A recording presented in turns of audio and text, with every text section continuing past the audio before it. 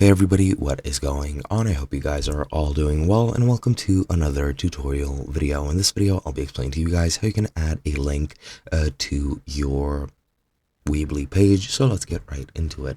Now, you can add this to any Weebly page as far as I know, and you can do it in a couple of different ways. Now, let me just copy over the link to this page I'm currently on, which is the editor page for my account. So let me just go ahead and add it here.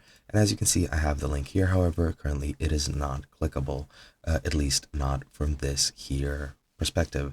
Now, what you can do, you can highlight this link right over here, click this, and now you can add whatever you want. You can add a link to a website URL, a standard page, product page, blog post, phone, file, or email. And let's say, for example, I do a website URL, add this link over here, open it up in a new window, and now it's been linked. Now, as you'll see, this is in a darker shade of gray than this. This might even be black. And as you can see, now if I click on it, I can go to that link. However, you can do it with links like that, or you can just do it with plain text as well. So for example, let's say title. You can add it to a title as well. Just select the text you want to hyperlink, then click here.